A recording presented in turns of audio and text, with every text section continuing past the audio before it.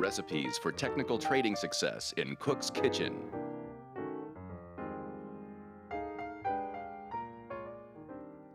When is the Fed going to cut interest rates? It's probably the most important question on market players' minds right now. And we keep hearing the percentages. Oh, there's a 30% chance they might cut in June, or a 99% chance they'll cut by December. And so today I want to talk about exactly where those probabilities come from, what they mean, and why there still may be no interest rate cut this year. I've got a little background here, as my start in financial markets was on the trading floors of the CME and places like the Eurodollar pit, which no longer exists for trading futures because it's all done electronically. But take a look at my screen here, and I'll show you a sea of bodies in the Eurodollar futures pit. This is probably, late 90s, early 2000s, before things really went electronic. Just, hundreds and hundreds of people crammed in this pit. I'm sure at some points there was over 500 people in here. And up on the wall are the price boards. So you can Google any image, just put in CME Eurodollar futures and look, and you'll see images. Right now, only the CME Eurodollar options pit is an actively traded pit, because the futures can be done electronically. The pit works better for market makers to do complex option spreads on Eurodollar futures. Okay, so why am I talking about Eurodollar futures? What does that have to do with Fed fund futures, where the probabilities come from? All right, let's go back to my screen here. This is a commentary I wrote on March 21st. The Fed is making a mistake, and they may be doing it again. So these were some notes I sent over to TD Ameritrade before I went on their network, their online network. And it was titled "The Swiss Watch of Finance. Why are Fed fund futures pricing in zero chance of a rate hike this year?" And so what I had to explain was that the Fed fund futures are connected to Eurodollar futures, that giant trading pit I showed you.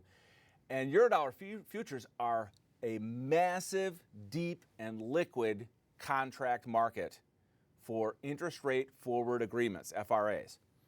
The futures, which are just like what would be the cash or over-the-counter FRAs.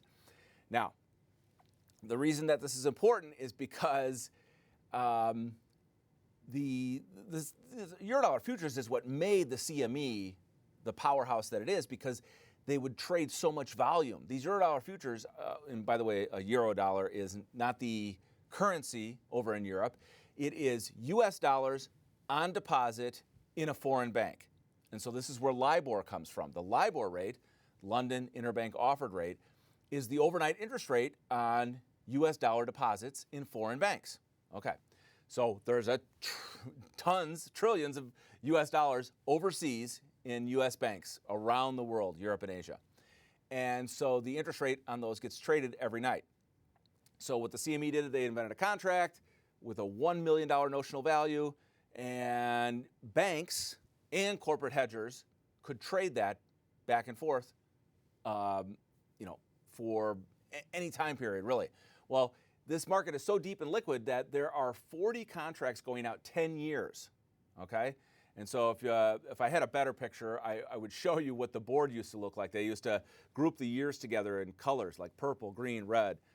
And so these are short-term money market contracts is what they are. They only last for 3 months on $1 million deposit. But there's 40 of them going out over 10 years. So every 3 months there's a contract.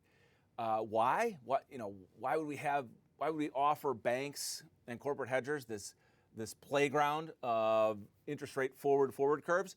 Because they have so many different exposures to hedge. Go back to my article here. I'll give you an example of what I'm talking about. So I make the connection that Fed fund futures are connected via sophisticated arbitrage to Eurodollar futures, which are what I call the Swiss watch of finance. And so I talk a little bit about LIBOR here, corporate hedging customers, and I refer to this as precisely dialed gears and levers for lending and borrowing short term. So to give you an example of what a bank or a corporate hedger in the commercial paper market. See, when I say corporate hedger, I mean the treasury of a corporation knows what their funding needs are going out several years, basically, and they've got either cash to move into money market securities or they need cash, so they can look out on the forward curves and say, where can I borrow or lend for 3 months, 6 months from now, or 1 year from now? That's the forward curve. And banks obviously have to do this too. Banks have incredible exposures to their corporate clients and to the housing market. Think about an adjustable rate mortgage, an ARM.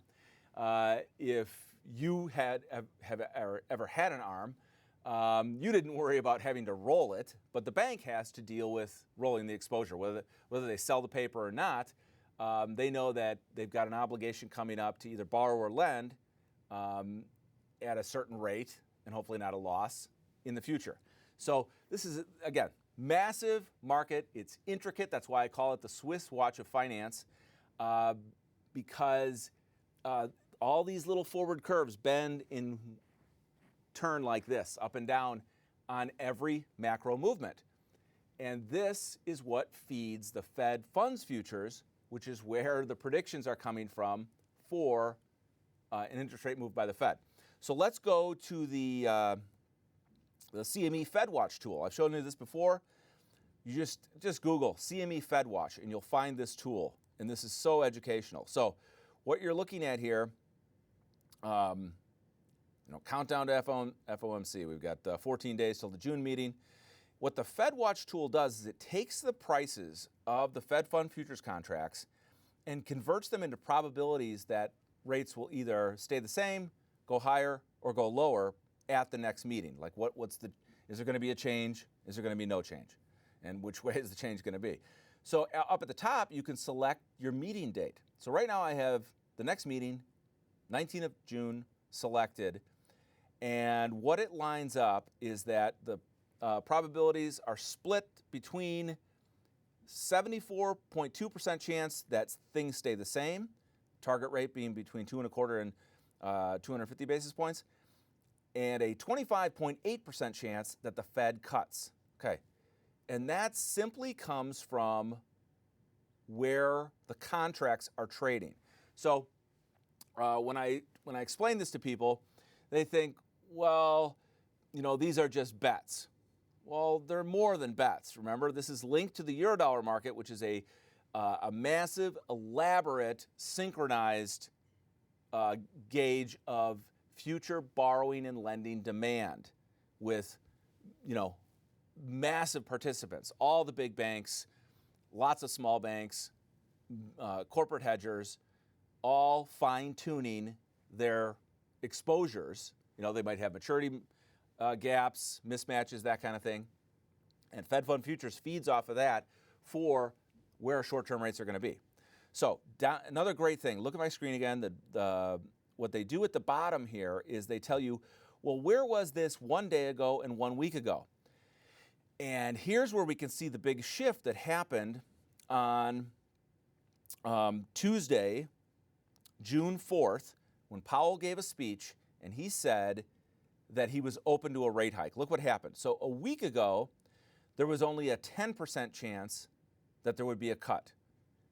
Today, yesterday, it got as high as 26.7%, and maybe it got even higher. I heard at one point it might have been, like over 30% chance of a hike. Now it's settled down a bit, but you see this big jump. You don't see these big jumps in 1 week unless there was some news. And look at where it was 1 month ago, only a 6.7% chance. Now, realistically, they're not going to cut on June 19th. Why not? And I almost promise you this, because they don't have the economic data to. We've got to see a lot more economic data. Q2 GDP numbers that we'll start to get preliminary stuff on in July, more jobs data, more inflation data. The Fed is not doing anything in June until we get a lot more economic data, for them to make a credible case. And what I always tell people is, hey, listen, the Fed pause was effectively an interest rate cut anyway, because interest rates are so low relative to GDP. Fed funds, could be trading over GDP sometimes. But if you look at nominal GDP, which is what Brian Westbury of First Trust looks at, he says, hey, if nominal GDP is over 4%, the Fed has room to move the Fed funds all the way up there. But my point is, they don't have a credible case to do anything. So, it's not just bets, it's, precision hedging going on from all the interest rate forward markets. All right, back to my screen here. Let's go to July, because this is where it gets interesting. This is where it gets very interesting. Here's July. There's still a 29% chance. Oh, let me correct myself. This is the picture to look at. Remember, we got to look at the bottom first. What target rate are we talking about? 2.25% to 2.5%? Only 29% chance of us staying there. So July is really pricing in a cut. 56% chance of a quarter point cut. Okay, that's huge. That's huge for July. So it's almost like the market is anticipating that we're going to get a weak GDP print, and the Fed will have to cut in July. All right, so where was this 1 week ago? 1 week ago, there was a 26% chance, right here, 26% chance that the Fed would cut a quarter point, and that jumped to over 50%. Here we are, 56%. So that's huge. That doubled. The probability doubled that the Fed will cut according to the futures. Again, which are just massive macro market bets by banks and corporate hedgers that have to adjust future exposures. And so they're always moving ahead of the Fed anyway. Now, does it mean that they're predicting that GDP is going to 1%? Possibly, but the point is that they have to treat their exposures. They have to treat, what are my short-term exposures 6 months from now, a year from now, 2 years from now? And that's exactly what they're doing with Eurodollar futures and Fed fund futures. So they're not playing the prediction game with what the Fed will do as much as the entire interest rate market is reacting to macro data and their exposures, and it's all very fine-tuned. So, they're not gaming the Fed as much as they are gaming the interest rate markets that they have to. And if you look at it, look at what yields are doing anyway. Yields are falling apart, so they sort of have to do this, and it becomes self-reinforcing. Are they doing this in the futures and forward rate agreements because rates are falling, or are rates falling because of all this hedging activity going on in the forward interest rate markets? All right, I think I made all the points I wanted to. Learn to use the CME FedWatch tool. It's no guarantee. It just tells you what large market players are doing in interest rate markets, mostly as hedges, because they need to predict the future supply and demand for loans. And they've been wrong. So that's another thing. If you learn to track this, you can see where the market has actually been wrong right up to the Fed meeting. So even though for the July meeting, at the end of July, when we'll have more jobs data, more preliminary GDP data for Q2, and maybe some ISM data, obviously, too, things could shift, obviously. So that's the story. That's how to use the Swiss watch of finance. Thanks for joining me in the kitchen.